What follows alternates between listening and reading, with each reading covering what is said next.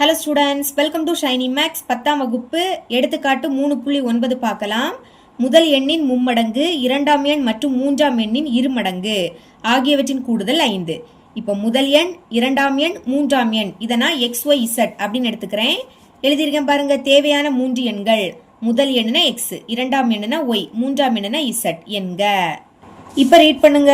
முதல் எண்ணின் மும்மடங்கு. முதல் எண்ணுனா X, மும்மடங்குனா 3ஆல பெருக்கணும், மடங்குனாலே பெருக்கணும். 3x பெருக்குனா என்ன கிடைக்கும்? 3x. இனி கொஞ்சம் இடம் விடுங்க. இரண்டாம் எண், இரண்டாம் எண்ணுனா Y, அதை எழுதிக்கலாம். மற்றும் மூன்றாம் எண்ணின் இருமடங்கு. மூன்றாம் எண்ணுனா Z, இருமடங்குனா 2ஆல பெருக்கணும், இரண்டையும் Z பெருக்குனா 2Z அப்படின்னு கிடைக்கும். ஆகியவற்றின் கூடுதல் 5. இது எல்லாத்தையும் கூட்டினா 5 கிடைக்கும். கூடுதல் தானே, அப்ப இங்க பிளஸ் வரும். கூட்டினா என்ன கிடைக்கும்? 5. இதை இப்போ சமன்பாடு 1 எடுத்துக்கலாம். அடுத்து பாருங்க, முதல் எண், முதல் எண்ணுனா X, அதை எடுத்து எழுதிக்கலாம்.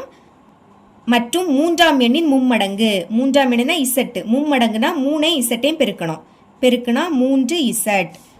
ஆகியவற்றின் கூடுதலில் இருந்து, கூடுதல்னா கூட்டணும், இது ரெண்டையும் கூட்டணும், அதனால சென்டர்ல பிளஸ். கூடுதலில் இருந்து இரண்டாம் எண்ணின் மும்மடங்கை கழிக்க. இப்ப இரண்டாம் எண்ணின் மும்மடங்கு, இரண்டாம் எண்ணுனா Y, மும்மடங்கு, அப்போ 3ஐயும் Yஐயும் பெருக்கணும், பெருக்குனா 3Y. கழிக்க நாம் பெறுவது 2. இப்போ இதை கழிக்கணும், அதனால மைனஸ். நாம் பெறுவது 2, அதனால சமத்துக்கு அந்த பக்கம் 2.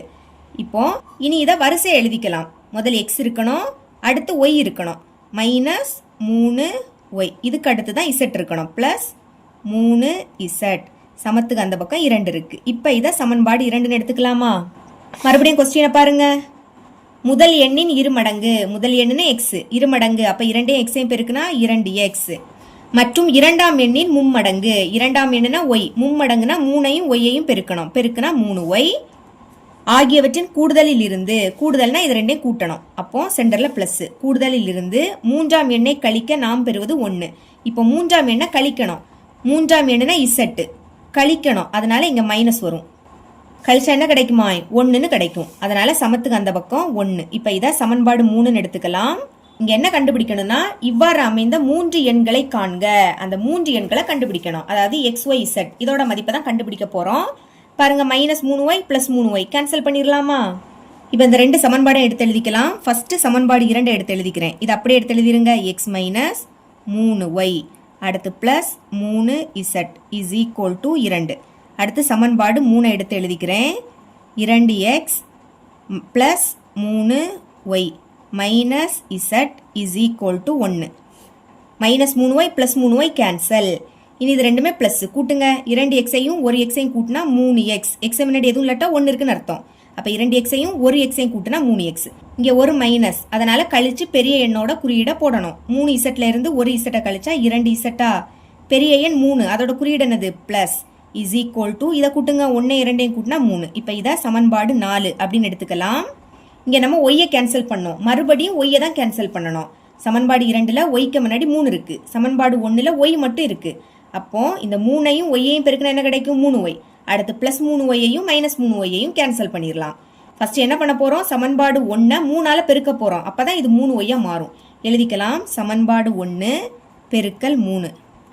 பெருக்குங்க, 3ஐயும் 3ஐயும் பெருக்குனா 9. பக்கத்தில் x இருக்கு. இனி பிளஸ் y, ஒய்யையும் 3ஐயும் பெருக்குனா 3y. அடுத்து இங்க பிளஸ். இனி 3ஐயும் 2ஐயும் பெருக்குனா 6. z இருக்கு, எழுதிக்கலாம். சமம் 3ஐயும் 5ஐயும் பெருக்குனா என்ன கிடைக்கும்? 15 அப்படின்னு தான் கிடைக்கும். இதுக்கு கீழே சமன்பாடு 2 அப்படியே எடுத்து எழுதிருங்க. சமன்பாடு 2 இதை அப்படியே எடுத்து எழுதிக்கலாம். x minus 3y plus 3z is equal to 2. Plus 3y minus 3y cancel. இப்போ 9xஐயும் 1xஐயும் கூட்டினா 10x. இது ரெண்டுமே பிளஸ், அப்போ கூட்டுங்க, 6ஐயும் 3ஐயும் கூட்டினா 9. 2ல z இருக்கு, அதை ஒரு வாட்டி எழுதிக்கணும். சமம் 15ஐயும் 2ஐயும் கூட்டினா 17. இது இப்போ சமன்பாடு 5ன்னு எடுத்துக்கலாம். இங்க xும் zும் இருக்கு, இங்கேயும் xும் zும் இருக்கு. இப்போ இதுல ஏதாவது ஒன்றை கேன்சல் பண்ணணும், சரிங்களா? x முன்னாடி 10 இருக்கு, இங்க x முன்னாடி 3. 3 எதால பெருக்கினாலும் 10ஆ மாறாது.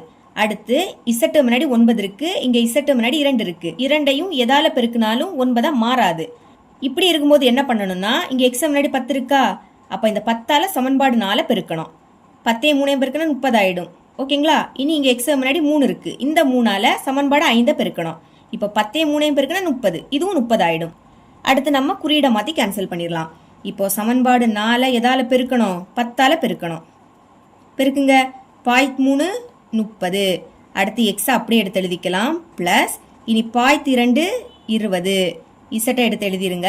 சமம் 0.3 30. அடுத்து எக்ஸ் முன்னாடி 3 இருக்கு. அப்போ சமன்பாடு 5 3ஆல பெருக்கணும். எழுதிக்கலாம். சமன்பாடு 5 பெருக்கல் 3. பெருக்குங்க. 3 10 30. எக்ஸ் இருக்கு எழுதிக்கலாம். ப்ளஸ் 3 9 27. இசட் இருக்கு எழுதிருங்க. சமம் இனி 3ஐயும் 17ஐயும் பெருக்குனா 51. இப்போ ஒரே குறியீடில் இருக்கு. ஒரே குறியீடில் இருந்தனா கேன்சல் பண்ண முடியாது. அப்போ குறியீடை மாற்றலாமா? முன்னாடி குறியீடு இல்லாட்டா ப்ளஸ் இருக்குன்னு அர்த்தம். ப்ளஸ் மைனஸ் ஆகிடும். மறுபடியும் ப்ளஸ் மைனஸ் ஆகிடும். இதுவும் ப்ளஸ் அதுவும் மைனஸ் ஆகிடும். Plus 3x minus 3x cancel.